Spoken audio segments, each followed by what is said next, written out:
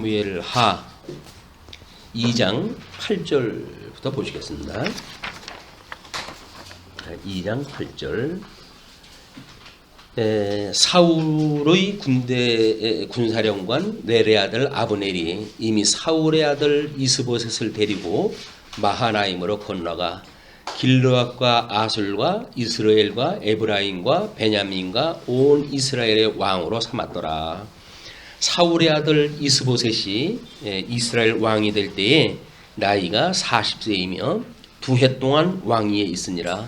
유다 족속은 다윗을 따르니 다윗이 헤브론에서 유다 족속의 왕이 된 날수는 7년 6개월이었더라. 이제 사울가가 망하고요. 우리가 사울가가 망한 게 아니라 사울이 망한 뒤에 사울가의 조직이 군대장관이 아브넬이라고 하는 사람이 사울가의 아들입니다. 이스보셋으로 하여금 왕으로 삼고 그리고 사울가를 이제 명목상 이어가게 되어진 거예요. 그런데 이때 이 사람이 40세였었고 그리고 2년 동안 이게 통치를 했다고 이렇게 이야기가 나와져 있고, 다윗은 헤브론에서 이제 유다 족속의 왕이 됐어요. 헤브론에서 유다 지파의 왕이 되어졌고, 이 사람은 뭐 이제 유다 지파를 제외한 족속이 북쪽 이스라엘로 가져 있는 거죠. 유다 족속에서 다윗이 우리 사울과 그렇고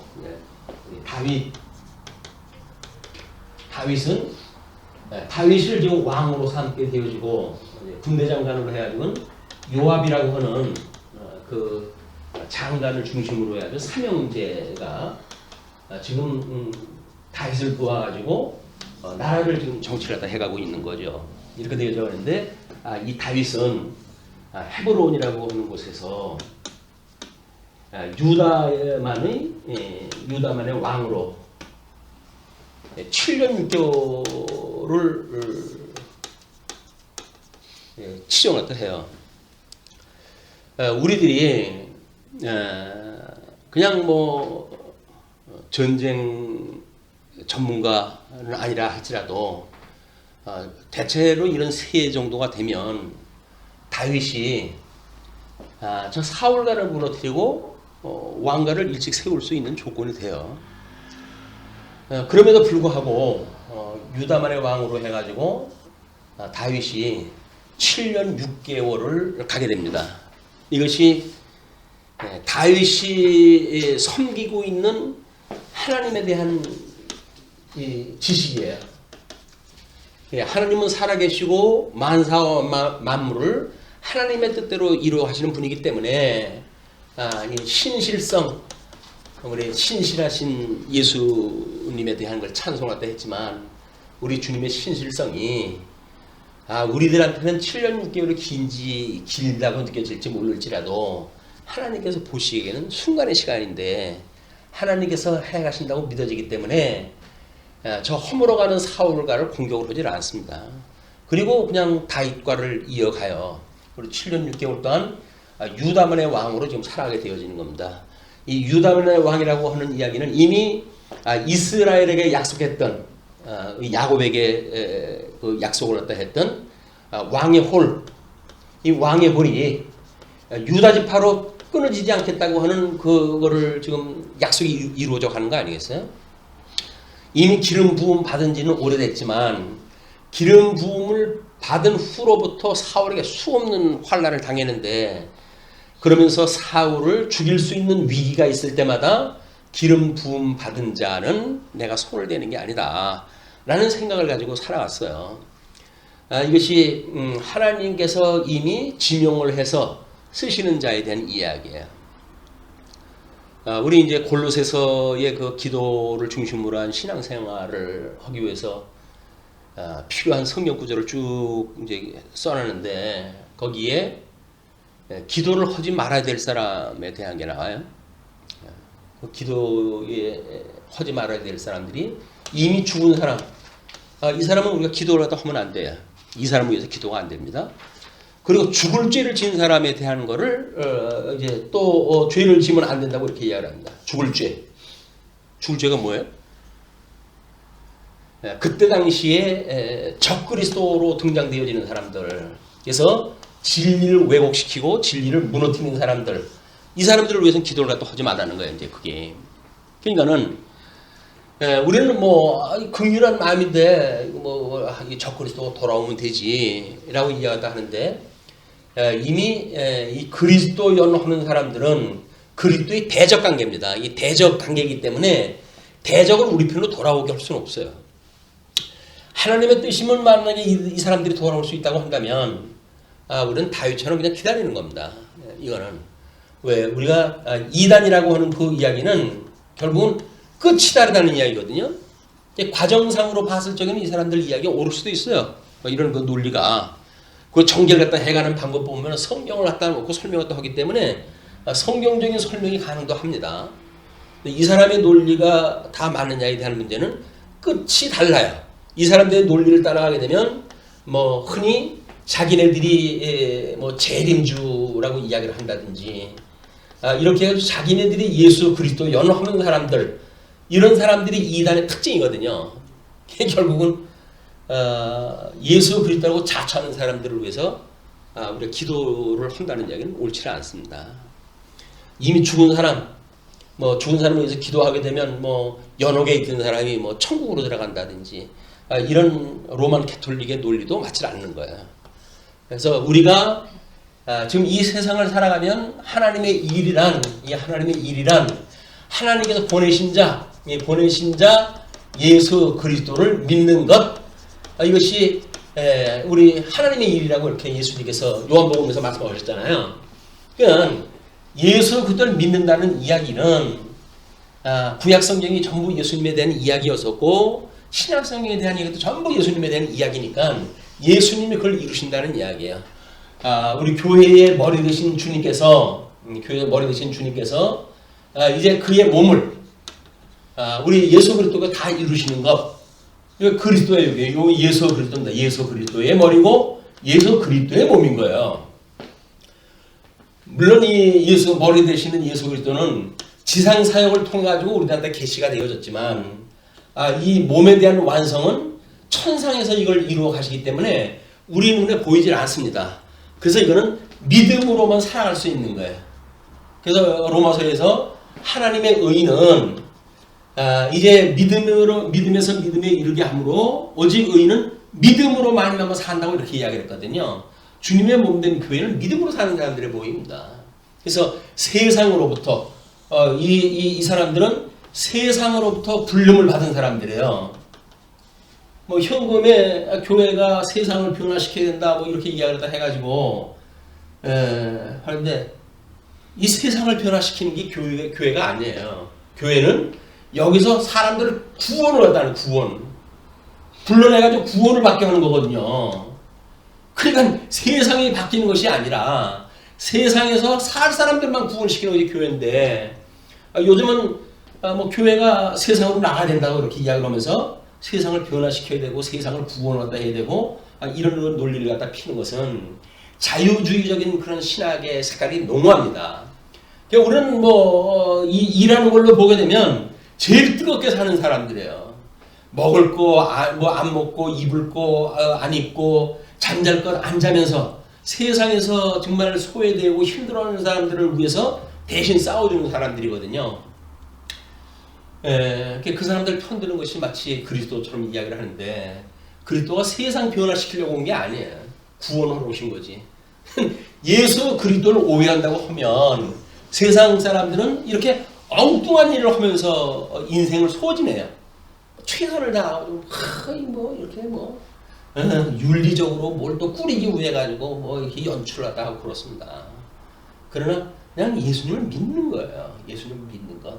우리 몸으로서 주님께서 우리를 어떻게 이렇게 성화를 시켜 가시고 그리고 주님 오시는 날까지 우리를 견인을 하시는가, 이거를 우리 칭령을 받은 사람들이 이거 배우면서 교회 생활을 하는 거거든요. 이것이 성례를 통해 가지고 은혜의 방편으로 이걸 깨닫게 하셨어요. 은혜의 방편. 세례를 받아가지고 주님의 몸된 교회의 교중의 이론이 됐다고 한다면 우리는 끊임없이 성화 과정을 통해 가지고 성례, 그 중에 이제 성찬을 통해 가지고 이걸 기억하는 일이에요. 기억하는 일. 이스라엘 백성들이 이제 그 요시야 임금 때 와가지고 이렇게 아주 궁극되어진 사람들이 요시야 임금 때 와가지고 전무후무했던 유월절을 지켜서 12지파가 하나의 언약자손으로 이게 하나의 언약자손으로 만들어지는 사건이에요. 분국되어졌던 나라들이 아직 유수되기 얼마 전에 바로 그 요시야를 통해 가지고 유월절을 지키게 하고 이 요시야로 하여금 12지파 흩어졌던 12지파를 하나로 묶었다. 이 사람들이 유월절을 지켜다는 이야기는 뭐예요? 애굽에서 불러낸 여호와를 기억했던 일이에요. 이게 주님이 우리를 구원했지. 그래서 불러내가지고 하나님 나라를 우리가 누리고 사는 거지. 이걸 기억하는 일이란 말이에요. 그럼 주님의 몸된 교회에서 유월절을 지킨다는 얘기는 뭡니까? 예수도 초림 예수님이 우리를 구원했다고 하는 걸 깨닫는 일이에요. 이게 나같이 죽었던 나를 살리신 분이 저분이지. 그런데 그분이 여전히 천상에서 영원 부흥토로 우리와 함께 하시면서 우리의 몸을 그리스도의 당신의 몸으로 이렇게 완성시켜 가시는 거야. 이걸 깨닫고 살아가는 것이 성도들의 삶이라니까요. 자기가 개별적으로 뭐 여기를 연출하는 게 아니에요. 그냥 그리스도가 나를 온전케 해간다고 하는 걸 믿어지기 때문에 온전케 하신 예수 그들을 바라보고 우리는 다른 박자를 칠 뿐이에요. 그냥 그쪽을 향해서. 근데 그 방향성도 없이 여기서 뭐 이래라 저래라 뭐 적용이라고 하는 이야기를 가지고 강론을 갖다 일건해놓고는 이렇게 하십시오 저렇게 사십시오라고 하는 이야기는 이건 성경적이지 않아요. 그러니까 이제 그렇게 이야기를 하게 되면 그럼 어떻게 살란 말이냐? 뭘 어떻게 살아야 예수님 믿고 살래니까? 말길 못 알아들어. 예수님 믿으면 살라고요. 그랬더니 예수님 믿고 모르면서 살라고요. 예수님 믿는데 모르는 게 뭐예요? 내게 주어진 은사를 따라서 이 영적 예배를 드린다는 이야기가 뭡니까? 하나님의 선한 뜻이 무엇인가를 분별하고 우리 하나님의 뜻을 분별하고 그리고 주어진 믿음의 분량만큼만 생각을 하고 주제넘게 오지랖 넘게 해가지고 하지 말고 분량에 맞게 가지고 생각을 하고 그 주신 은사를 따라서 실현하면서 살아가는 것이 영적 예배의 시간 아닙니까? 우리 영적 예배를 뭐 가정에서 직장에서 또는 우리 뭐 이 동료들과 삶 속에서 끊임없이 하는 것이 다 이거예요. 예배를 드리기 전에 왜 꼭 그 성경을 보고 예배를 갖다 드립니까? 하나님의 뜻이 무엇인가를 분별하자는 거예요. 이게 뜻이 뭔지를. 왜 우리가 여기 모였지? 몰라 나 오라고 그래서 왔어. 왜 왔는지도 모르고 무슨 회의를 다 하겠어요. 예수 믿는다는 이야기는 결국은 하나님의 뜻을 분별하는 일인데 근데 이 사람들은 세상 구원을 얻다 한다고 오늘도 그들은 주목을 불끈지고 세상을 향하여 주목질을 갖다 합니다. 나를 따르라. 나를 따르라. 따르긴 따를 사람 없어. 질 따라요. 우리 주님을 따르기도 바쁜데 뭐 지를 따라. 예수님 믿으라니까 자기 믿으래요. 자기 믿으래. 이게 이제 우리가 복음을 오해하게 됐을 때 뭐는 열심히 하긴 하는데 방향성의 문제가 틀렸다는 거예요. 우리 예수님 오셨을 때 유대인만큼 철두철미하게 살려고 했던 사람들은 없어요. 바리새인들 그 율법을 지키기 위해서 얼마나 그들이 아주 혼신의 노력을 다 했는지 모릅니다. 근데 예수님은 왜 그들을 정죄했을까요? 방향이 틀리다는 거예요. 내가 한다는 걸 믿으라니까 내가 하는 걸 믿으라고 내가 그리스도라는 걸 믿어라고 이야기를 했더니 그러니까 그걸 믿으니까 내가 율법을 지켜야지 이야기를 하니까 그거 지킬 생각하지 말고 내가 지키는 건 내가 나를 믿어. 지금 똑같아요. 예수님 믿는 게 뭡니까? 예수님의 형상을 따라 우리가 살아야죠. 그럼 예수님 롤 모델로 우리가 삼고 롤 모델로 삼고 그분이 이랬지. 이렇게 했을 땐 이렇게 하고 저렇게 할 때는 저렇게 하고 그것이 자유주의 신학자들이 만들어내는 우리 예수상이에요. 예수상. 예수를 선생으로 만들고 롤 모델로 만들어가지고 우리의 본을 만들어서 그분을 따라서 행하자. 그런 그 이야기거든요. 행할 나한테 뭐 이 지혜가 있어야 그걸 따르지. 지혜가 없는데 그걸 어떻게 따라갑니까? 우리는 끊임없이 우리 은혜의 방편이 성례 그 다음에 또 뭐예요? 기도예요, 기도. 은혜 방편이 이제 기도. 또 기도에 뭐가 있어요? 말씀이에요, 말씀. 하나님의 이 말씀이 어떻게 하나님의 영광을 선포하시고 그리고 정말 하나님의 일이 무엇인가를 성경에 이런 구조로 만들어졌다고 한다면 그러면 우리는 이 말씀을 가지고 여기서 예수님을 만날 거 아닙니까? 왜? 이게 하나님의 일이 언약하시고 이루시는 모든 일이 예수 그리스도의 이야기인데 이분에 대한 이야기를 지금 이 말씀이 하고 있으니까 우리는 말씀이신 예수님을 만나게 될 거예요. 그분을 만나게 되면 우리는 내가 하는 것이 아니라 주님께서 하는 거였군요. 주님 제가 이런 소원이 있는데 이거 해도 될까요? 라고 대주제가 되시는 분이니까 우리가 한 번 좀 물어나 봐야 될 거 아니에요. 근데 예수님 제껴놓고 뭐 내가 하는데 주님께서 뭐라고 그러시겠어? 주님의 일을 하는데 뭐 주님께서 뭐라고 그러시겠어? 세상에 하나님이라는 게 어디서 세상에? 세상마다 모든 게 다 하나님의 일이지. 근데 그것이 하나님이 기뻐하시는 일이냐 기뻐하지 않는 일이냐가 관건이란 말이야. 우리가 이 뜻을 분별할 때 무슨 뜻이라고 그래요? 선하시고 기뻐하시고 온전하신 뜻인지를 확인해라 그 이야기거든요. 이미 하나님께서 만사만물을 작정하셨던 것이 뜻인데 작정하셨던 뜻에는 악한 것도 있고 여기서 기쁘신 것이 아니라 우리가 애통할 만한 이런 화를 이룰 만한 이야기도 있고 온전한 것이 아니라 역방향적인 그런 것이 있을 거란 말이에요. 이게 지옥 사람들이 믿는 거 아닙니까? 이게 하나님의 뜻을 구하는 것이 아니라 하나님의 뜻은 뜻인데 이건 다른 걸 갖다 믿는 거예요. 그래서 자기네들이 악한 사람들이 절대 악 속에서 이걸 잘라갈라 가지고 이쪽에 상대적인 선, 상대적인 악을 놓고는 이건 선하다, 이건 악하다고 그러니까 하나님은 모든 것이 지금 악하다고 그러는데 자기네들이 이게 선하다는 거예요. 이게 맞진 않잖아요. 이게. 근데 우리 생각 세계는 한계가 있어요. 이게 이렇게 판단을 하면서 우리가 이거 공부를 했다 해도 어제 하나의 그림으로 오질 않는데 이걸 말씀으로 해가지고 풀어가지고 설명한다고 해보십시오. 요즘 젊은이들한테 제일 어려운 것이 뭐냐면 인터넷 문화가 발전하고 난독증 환자가 그렇게 많다는 겁니다.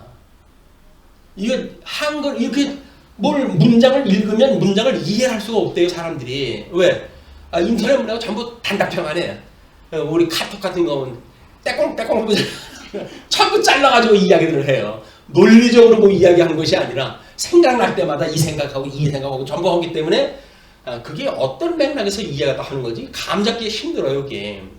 그러니까 현실 문화는 전부 정신 분열증을 만드는 것이 사람이 만들어가는 문화의 형상이에요. 이게. 절대자이신 하나님이 없다고 하는 세상 속에서 인간들이 그때그때 너희들 마음 오는 대로 살아. 감정대로 살아. 그 이야기 아니에요. 그건 뭐예요? 육신의 소욕을 따라서 그냥 살아가. 그 이야기예요. 뭐 골치 아프게 자꾸 이러고 저러고 생각을 해. 그 사람들이 그럽니다. 이성의 한계가 뭔지 알아? 무지무지하게 머리를 쓰고 생각을 하는데 그거는 우리 의지에 하나도 도움이 안 된다는 거예요. 생각만 무상하지 그 이성이 우리들의 의지를 결정하는데 아무런 도움이 안 된대요. 그러면 우리 의지를 발동시키는 게 뭔가? 그게 감정이라는 거예요. 감정. 뜨거우면 뜨겁다고 바로 반동이 오는 것이 우리들의 인격이기 때문에 그렇게 살아가고 이성이라고 하는 그 이야기는 머리가 가슴으로 내려오는 거 생각도 마라. 그건 없어. 우리 이성은 원래 말뿐인 거야. 생각뿐이야. 밤새도록 생각을 한다 했는데 아침에 일어나 보면 아무것도 발작 없어요. 이게. 그러니까 괜히 생각을 해가지고 고민했다고 그런 것도 의미가 없는 거예요. 하나님의 뜻이 무엇인가를 분별하는 입장에서 우리가 그런 그 세상사를 생각을 해도 이것이 선한 일인가 악한 일인가 이걸 우리가 하나님의 뜻을 분별하기가 어려운데 이런 어떤 그런 토양도 없이 여기서 선한 일이고 선한 일을 위해 가지고 내가 이렇게 하리라 얼마나 계획을 세우겠어요. 근데 여전히 하나님의 뜻이 아니게 되면 언젠가는 무너지는 일이에요. 무너지는 일. 다윗이 7년 6개월 동안 우리 하나님이 나하고 함께 계신 분이기 때문에 내가 음보의 골짜기에 있을 때라도 이분이 나하고 함께 계신 분이야. 사망의 음침한 골짜기에서 나에게 생을 베푸시는 분이야. 이분이. 이거 믿었던 분이에요. 이게 상이에요. 상. 7년 6개월 동안 유다 지파 하나 지파만의 왕으로 힘은 북쪽 이스라엘을 통합할 수 있는 힘이 있는데도 불구하고 그냥 그렇게 살아가는 것, 이것이 하나님께 주신 지혜자입니다. 지혜자. 이렇게 되면 나중에 어떻게 될까요? 억지로 통합을 했다 해도 되겠죠. 나중에 가면 여기 흩어졌던 이 11지파가 마음을 다해가지고 제발 우리 왕 좀 내줘요 라고 해서 이분들이 온다니까요. 그때까지 기다리는 거예요. 그냥 하나님의 뜻이면 언약 자손이 왕이겠지. 이 왕의 홀이 끝나지 않는다고 그랬으니까. 그러니까는 11지파가 마음이 동해가지고 제발 우리들의 왕이 돼주세요 라고 할 때까지 기다리는 거예요. 기다리는 것.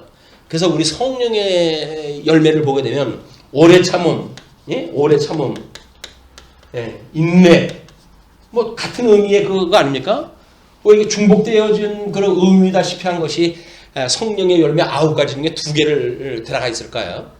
하나님이 믿어지면, 신실하신 주님이 믿어지게 되면 우리는 뜻을 구하면서 기다리는 거예요. 이 뜻을 구하면서 기다리는 거예요.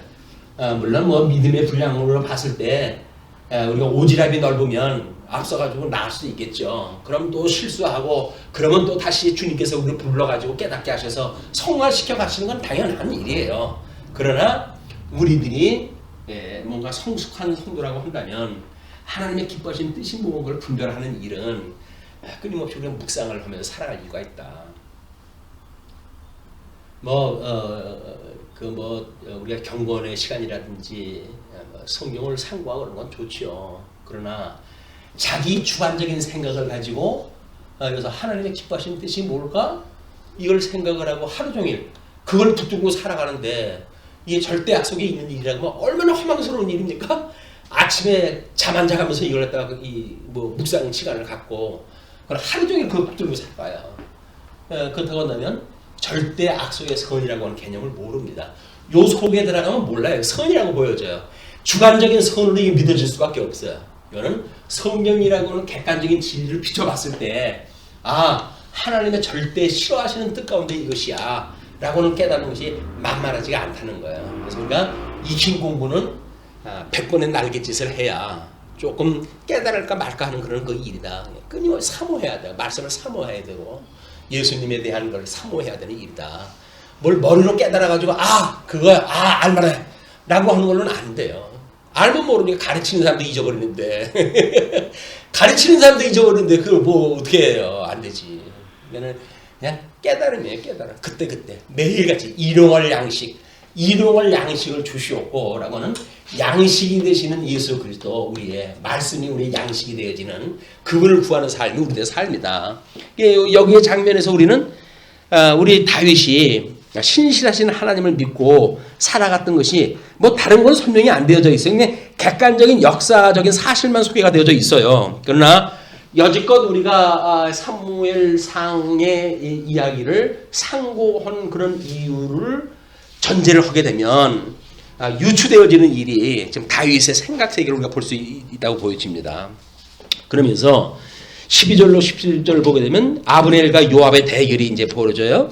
넬의 아들 아브넬과 사울의 아들 이스보셋의 신복들은 마하나임에서 나와 기브온에 이르고 수리아의 아들 요압과 다윗의 신복들도 나와 기브온 목가에서 그들을 만나 함께 앉으니 이는 못 이쪽이요 그는 못 저쪽이라. 아브넬이 요압에게 이르되 원하건대 청년들에게 일어나서 우리 앞에 겨루게 하자. 요압이 이르되 일어나게 하자 하매 그들이 일어나 그 수대로 나아가니 베냐민과 사울의 아들 이스보셋의 편에 12명이요 다윗의 신복 중에 12명이라. 각기 상대방의 머리를 잡고 칼로 상대방의 옆구리를 찌르매 일제히 쓰러진지라. 그러므로 그곳을 헷갈 핫수름이라 일컬었으며 기브온에 있더라. 그날의 싸움이 심히 맹렬하였더니 아브넬과 이스라엘 사람들이 다윗의 신복들 앞에서 패하니라. 지금 이 아브넬을 중심으로 했던 이런 사람들이 요압의 전쟁에서 패한 거예요. 이건 패하고 승을 갖다 이루었어요. 그런데 18절로 23절을 보게 되면 아브넬이 요압의 동생 아사엘을 죽이는 사건이 소개가 되어집니다. 그곳에 수리아의 세 아들 요압과 아비새와 아사엘이 있었는데 아사엘의 발은 들노루같이 빨랐더라. 아사엘이 아브넬을 쫓아 달려가되 좌우로 치우치지 말고 아브넬을 뒤를 쫓으니 그 아브넬이 뒤를 돌아보며 이르되 아사엘아 너냐 대답하되 나로라. 아브넬이 그에게 이르되 너는 왼쪽으로나 오른쪽으로나 가서 청년 하나를 붙잡아 그의 군복을 빼앗으라 하되 아사엘이 그렇게 하기를 원하지 아니하고 그의 뒤를 쫓으매 아브넬이 다시 아사엘에게 이르되 너는 나 쫓기를 그치라. 내가 너를 쳐서 땅에 엎드러지게 한 까닭이 무엇이냐?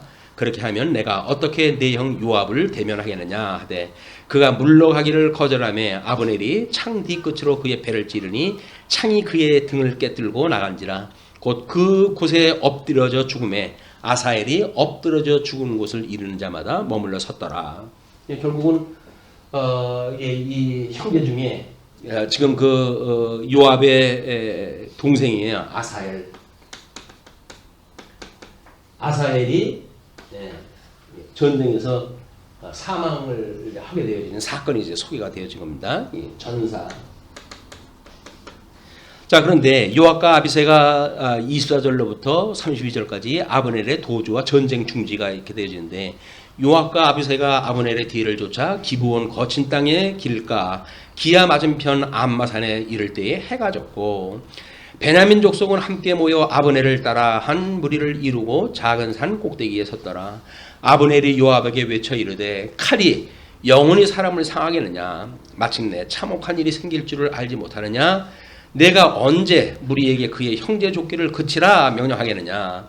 요압이 이르되 하나님이 살아계심을 두고 맹세하노니 내가 말하지 아니하였더라면 무리가 아침에 각각 다 돌아갔을 것이요 그의 형제를 쫓지 아니하였으리라 하고 요압이 나팔을 불매 온 무리가 머물러 서고 다시는 이스라엘을 쫓아가지 아니하고 다시는 싸우지도 아니하니라. 그래서 이제 휴전이 됐어요. 아브넬과 그의 부하들이 밤새도록 걸어서 아라바를 지나 요단을 건너 비돈 땅을 지나 마하나임에 이르니라.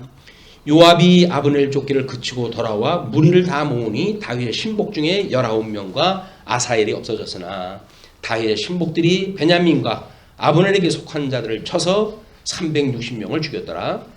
무리가 아사엘을 들어올려 베들레헴에 있는 그의 조상 묘에 장사하고 요압과 그의 부하들이 밤새도록 걸어서 헤브론에 이른 때에 날이 밝았더라. 여기에서 이제 소개가 되어지는 게 아브넬의 피살 사건이 소개가 되어져. 이제 이 아브넬이 지금 군대 장관인데 요압의 동생을 전살시켰다고 하는 그 이유 때문에 이제 그런 사건이 만들어지거든요. 3장 1절로 5절 다윗의 번영과 그다음에 헤브론에 사는 여섯 아들이 소개가 되어진다. 다윗의 집과 사울의 집과 다윗의 집 사이에 전쟁이 오래매 다윗은 점점 강하여 가고 다윗의 집은 점점 약하여 가니라.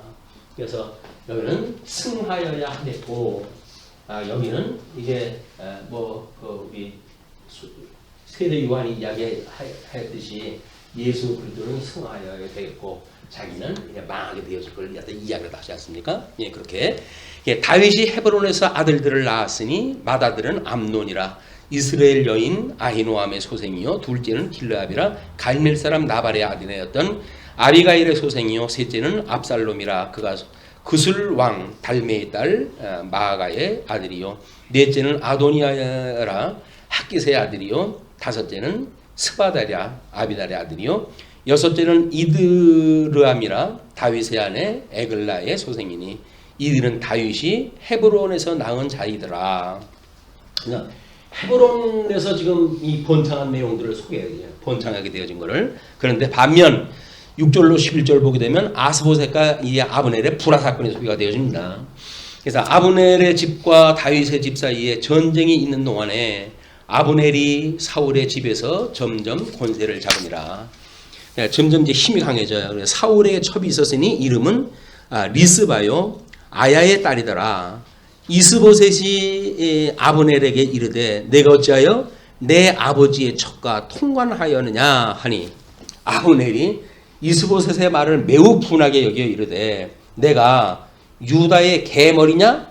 내가 오늘 당신의 아버지 사울의 집과 그의 형제와 그의 친구에게 은혜를 베풀어 당신을 다윗의 손에서 내주지 아니하였거늘 당신이 오늘 이 여인에게 관한 허물을 내게 돌리는도다. 뭐 박이 낀 놈이 성낸다고 따지고 덤벼들었어요. 근데 여호와께서 다윗에게 맹세하신 대로 내가 이루게 하지 아니하면 하나님이 아브넬에게 벌 위에 벌을 내리심이 마땅하니라. 그 맹세는 곧 이 나라를 사울의 집에서 다윗에게 옮겨서 그의 왕위를 단에서 부활세배까지 이스라엘과 유다에 세우리라 하신 것이라 하매 이스보셋이 아브넬을 두려워하여 감히 한마디도 대답하지 못하니라. 그래서 우리 이 다윗에게 약속을 갖다 하기를 이 유다만의 왕이 아니라 이게 단으로부터 해가지고 전역을 통일 왕으로 한다는 것이 하나님의 약속이다. 너 나한테 이렇게 성으로게 해? 내가 너한테 어떻게 했는데? 그럼 이 언약이 성취하기 위해서 내가 그냥 일 저질러? 대변되는 거예요. 이게 하나님의 뜻이에요. 하나님의 이 약속이 이렇게 되어져 있으니까. 근데 그걸 가지고 유세 떨라고 그러는 건 아니잖아요. 근데 이걸 가지고 유세를 떨어요. 내가 지금이라도 그 일을 할 수 있는 사람이야. 너 까불어? 해가지고 네 아비 어머니를 갖다 취했다고 해가지고 그걸 가지고 지금 나한테 시비 거는 거야. 이 절대 약속에서 자기의 정당성을 주장하는 이 아브넬, 이 사람은 힘밖에 없는 사람이에요. 전쟁에 나가서 싸우는 전쟁의 그 재주밖에 없고 결국 이제 그 지경에 빠지게 되는데, 자 이제 그 12절로부터 22절 보게 되면 다윗에게 전향한 아브넬이 소개가 되어집니다. 아브넬이 자기를 대신하여 전령들을 다윗에게 보내어 이르되 이 땅이 누구의 것이니까? 또 이르되 당신은 나와 더불어 언약을 맺사이다. 내 손이 당신을 도와 온 이스라엘이 당신에게 돌아가게 하리이다 하니 다윗이 이르되 좋다. 내가 너와 언약을 맺거니와 내가 네게 한 가지 일을 요구하노니 나를 보러 올 때에 우선 사울의 딸 미가를 데리고 오라. 그리하지 아니하면 내 얼굴을 보지 못하리라 하고, 사울이 먼저 이 다윗에게 미갈이라고 하는 그 자기의 딸을 갖다 주었잖아요. 그래서 다윗이 위기에 처했을 때 탈출하다 도왔던 그 아내인데, 그 사건이 있은 이후에 자기 딸을 갖다 다른 사람한테 이제 보내버렸잖아요. 그러니까 그걸 데려오라는 이야기예요. 다윗이 사울의 아들 이스보셋에게 전령들을 보내 이르되 내처 미갈을 내게로 돌리라. 그는 내가 전에 블레셋 사람의 포피 100개를 나와 정원한 자니라. 그 포피 100개로 나와 정원한 자니라 하니 이스보셋이 사람을 보내 그의 남편 라이스의 아들 발디엘에게서 그를 빼앗아 오매 그의 남편이 그와 함께 오되 울며 바후림까지 따라왔더니 아브넬이 그에게 돌아가라 하며 돌아가니라. 울며 따라와요. 사랑하는 자기 부인인데 그냥 배란간 곡물로 바치라는 거예요. 기가 막힌 일이 어디 있어요. 따라가면 울었더니 너 가. 길게 얘기 안 했을 거예요. 너 가. 그랬을 거예요. 따라하면 죽어. 울며. 이게 힘 있는 자들의 일이에요. 17절 아브넬이 이스라엘 장로들에게 말하여 이르되 너희가 여러 번 다윗을 너희의 임금으로 세우기를 구하였으니 이제 그대로 하라. 여호와께서 이미 다윗에 대하여 말씀하시기를 내가 내 종 다윗의 손으로 내 백성 이스라엘을 구원하여 블레셋 사람의 손과 모든 대적의 손에서 벗어나게 하리라 하였음이니라 하고, 아주 뭐 선지자 노릇 다 하죠. 아브넬이 또 베냐민 사람의 귀에 말하고 아브넬이 또 이스라엘과 베냐민의 온 집이 선하게 여기는 모든 것을 다윗의 귀에 말하려고 헤브론으로 가니라. 아브넬이 부하 20명과 더불어 헤브론에 이르러 다윗에게 나아가니 다윗이 아브넬과 그의 함께한 사람을 위하여 잔치를 배석을 하였더라. 완전히 뭐 자기한테 협상을 갖다 하러 온 사람이지만 아직까지는 사울과의 왕의 저 군대 장관이에요. 예우를 통해 가지고 지금 이제 회견이 시작이 됐어요. 아브넬이 다윗에게 말하되 내가 일어나 가서 온 이스라엘 무리를 내 주 왕의 앞에 모아 더불어 언약을 맺게 하고 마음에 원하시는 대로 모든 것을 다스리게 하리이다 하니 이에 다윗이 아브넬을 보내매 그가 평안히 가니라.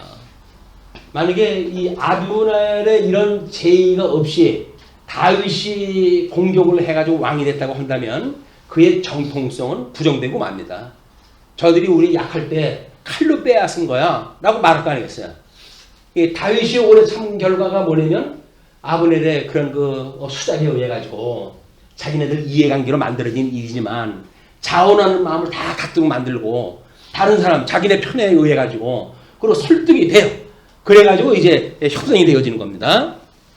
22절 30절까지 요압이 아브넬을 죽여서 동생 아사엘의 원수를 갚은 일이 소개가 돼요. 다윗의 신복들과 요압이 적군을 치고 크게 노력한 물건을 가지고 돌아오니 아브넬은 이미 보냄을 받아 평안히 갔고 다윗과 함께 헤브론에 있지 아니한 때라. 요압이 그때 잠시 전쟁 때문에 나가 있을 때예요.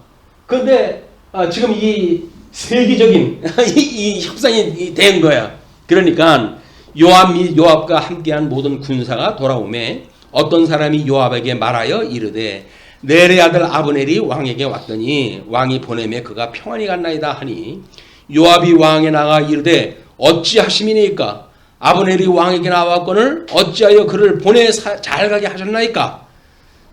이게 이제 막가자고 하는 일은 군대장관이 힘이 여기도 군대장관 요압이 힘이 있으니까 다윗에게 따지는 거예요.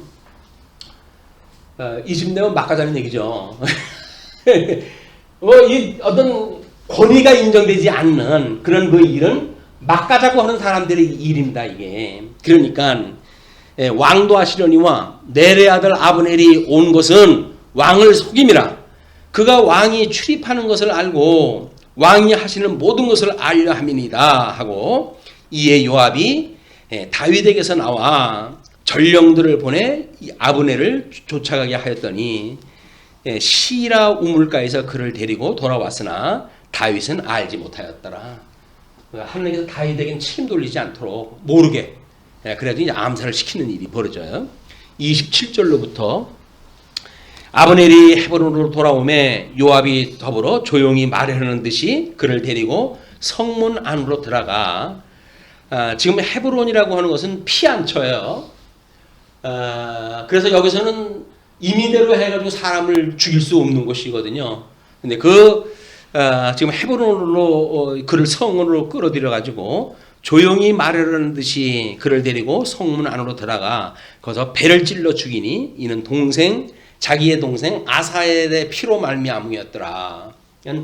사적인 자기의 원수, 그 원수를 사적인 원수의 이거를 이 헤브론이라고 하는 하나님의 피난처가 있는 이쪽으로 이걸 끌어들여 가지고 죽였어요. 그럼 이 개인적인 복수라고 하는 그 이야기는 결국 하나님의 명을 어긴 게 돼버리고 말아요.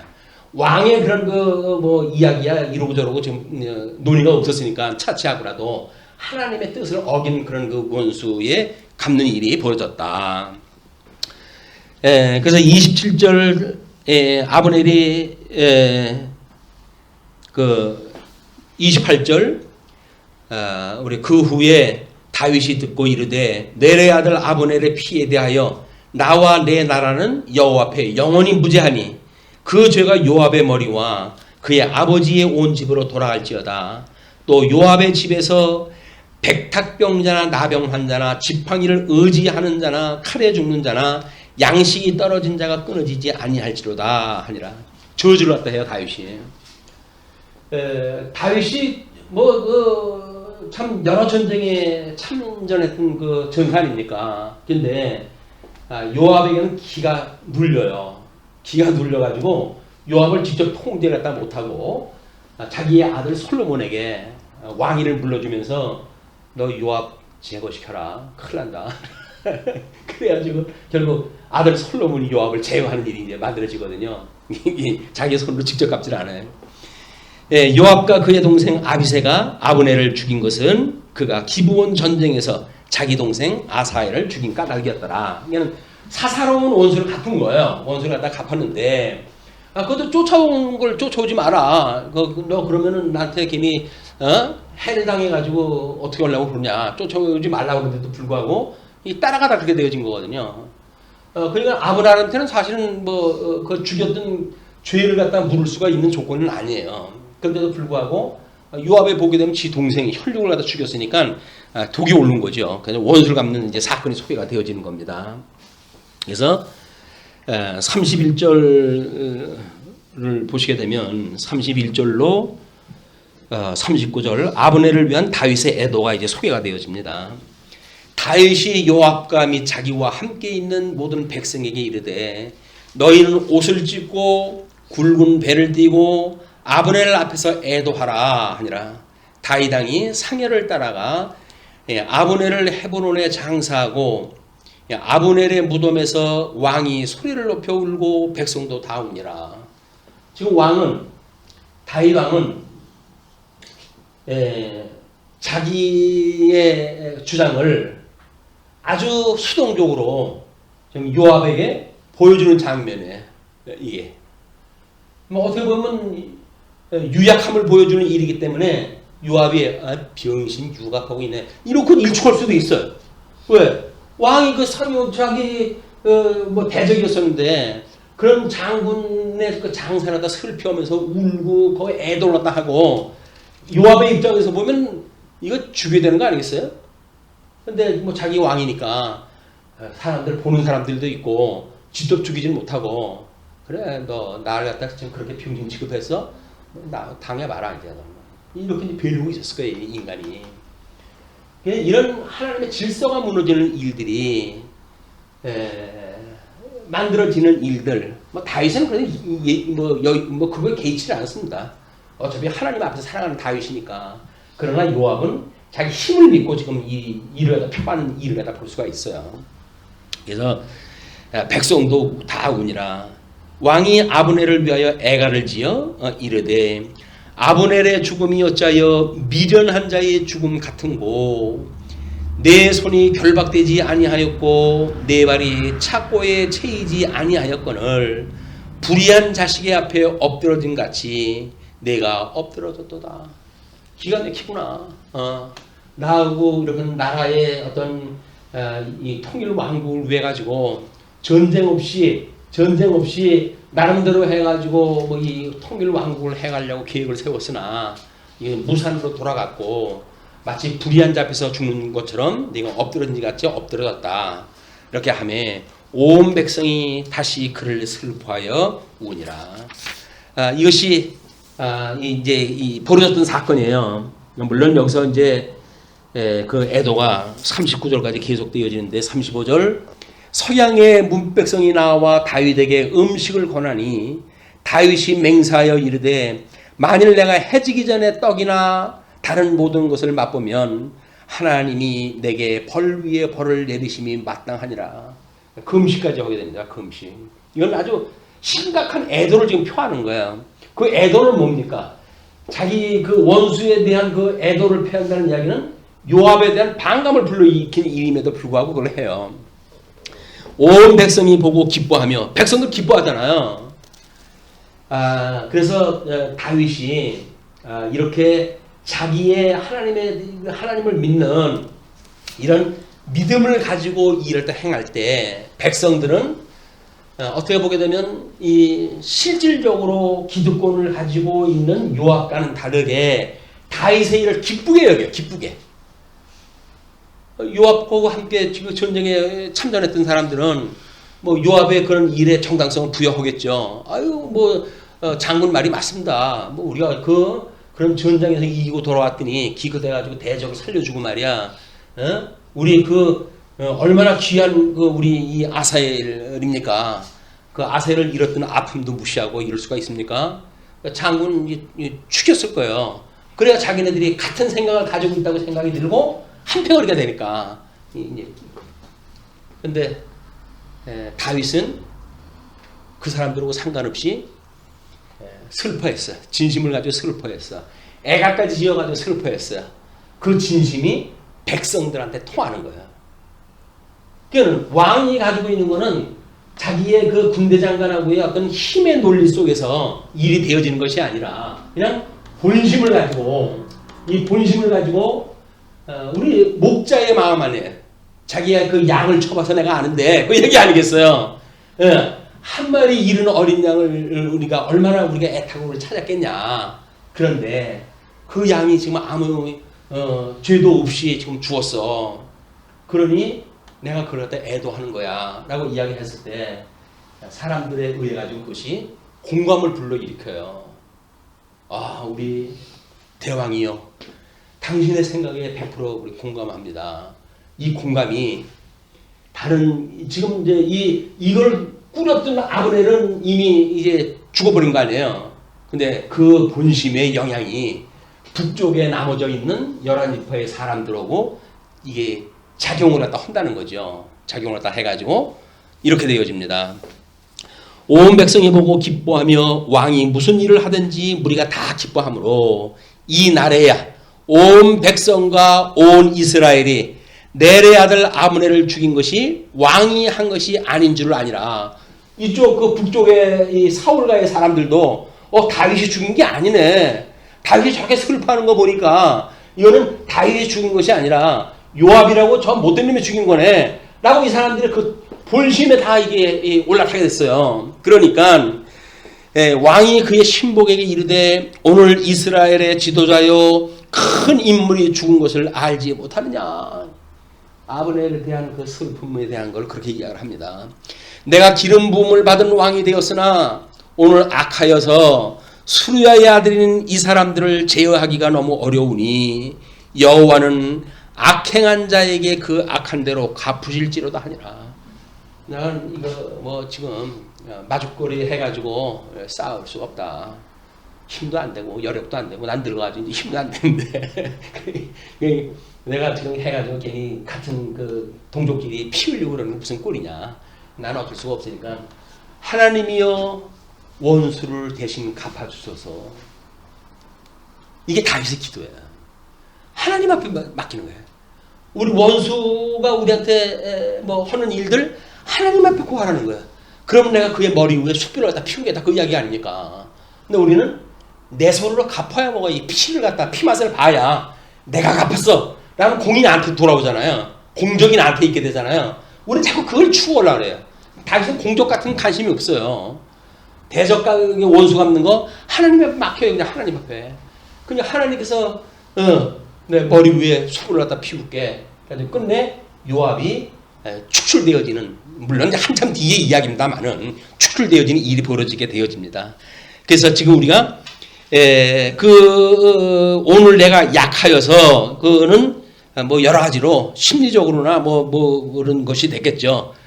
모든 전쟁의 통치권은 지금 이 요압이라고 하는 장군한테 가 있는 거고, 자기는 그냥 왕일 뿐 아니에요. 군대 장관은 이 사람 아니에요. 그렇기 때문에 나는 약하여져서 수르야의 아들인 이 사람 요압, 이 사람 이렇게 대명사를 쓴 거는 우리 요즘 회자되는 이야기가 있잖아요. 나는 주어를 안 썼어. 할 얘기 다 하고 나는 주어를 안 썼어. 그 얘기는 뭐예요? 그 사람의 이야기 한 거 아니야. 그 이야기예요. 그 여기서 나오는 이야기예요. 여기서 다윗이 수르야의 아들 이 사람이라네. 요압이라고 이야기를 아까 취급을 안 해요. 그러니까 난 수르야의 아들 뭐 삼형제가 다 있고 그런데 내가 너 보고 찍어가는 얘기는 아니잖아. 아마 요압은 그걸 눈치챘겠죠. 저 인간 지금 나보고 그러는 거야? 근데 명목이 없네. 나를 이게 주어가 없이 말했으니까. 그래가지고 사건이 그렇게 흘러가요.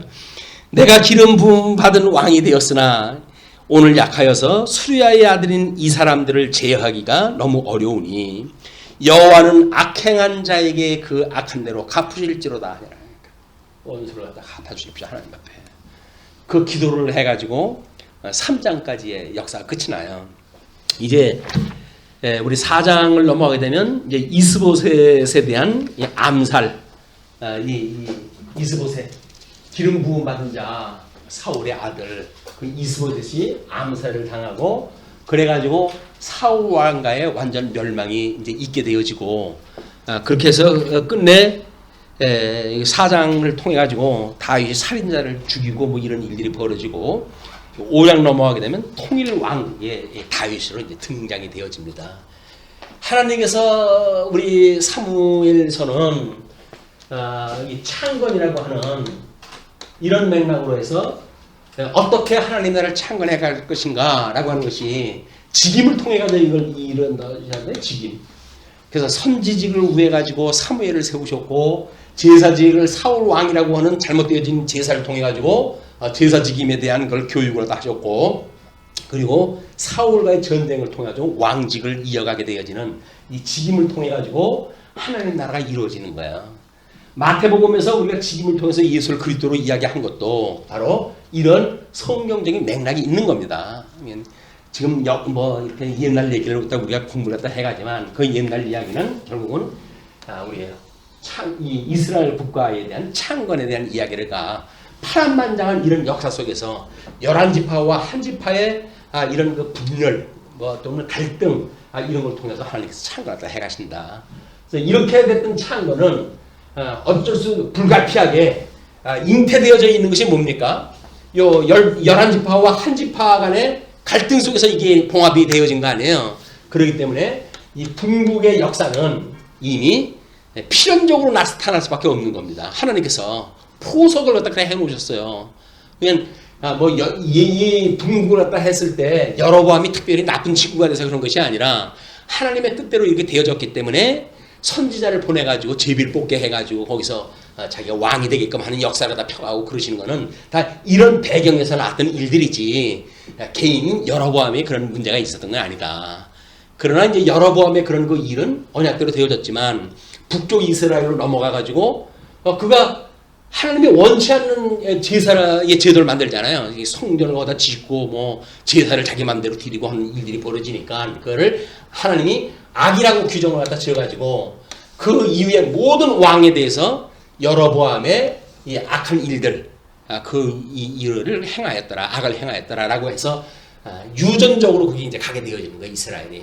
그러나 요시야 임금 때 다시 유월절이라고 한 걸 통해 가지고 한 몸이 되어지고 그리고 유수를 이루어서 언약 자손이 다 이제 포로로 끌려간 거예요. 그러니까는 유수되어져 가지고 회복기까지 이것이 회복되어질 때까지 북이스라엘과 남쪽 유다를 설명할 적에는 우리 열왕기상 갖다 할 적에는 이제 이 이스라엘 왕 남쪽 왕 따로 분리해서 설명이 돼요. 그러나 유수로부터 회복이 되어질 때 보게 되면 유다의 자손과 이스라엘 자손이라고는 병기를 갖다 해요. 병기한다는 이야기는 뭐예요? 12지파를 인정한다는 거예요. 이미 하나님께서. 유수되어진 건 12지파의 유수고 그리고 회복도 12지파의 회복이다. 우리는 이 분국에 대한 거를 과거에는 뭐라 그랬어요? 우리 통일 왕국에 대한 우리 북왕조에 대한 멸망, 북왕조에 대한 멸망 그리고 역대기는 유다 왕국의 보호 이걸로 설명을 했어요. 근데 유다 왕국만의 보호가 아니고 북왕국의 멸망이라고 하는 것이 왕조에 대한 이야기는 맞지만 11지파는 그대로 있어가지고 결국은 하나의 그 세력으로 12지파 언약자손으로 모인다. 그냥 구조가 3대 언약하고 우리 양대 언약을 보는 거고 각도가 달라요. 이런 차별화가 이제 우리한테 끊임없이 필요하다. 이런 것이 이제 구조적으로 또는 직임을 통해 가지고 신학적으로 마태복음에서 어떻게 이루어지는가라고는 분국, 유수 또는 회복 이것이 예수 그리스도의 고난, 죽으심, 부활이라고 하는 그리스도의 성신 사건하고 이것이 맞물려 돌아가는 신학적 해석까지 연결이 되어지는 것이기 때문에 과거의 3대 언약으로 보는 논리하고는 비교가 안 되는 일입니다. 우리 비교를 하기를 그만하라. 기도하시죠.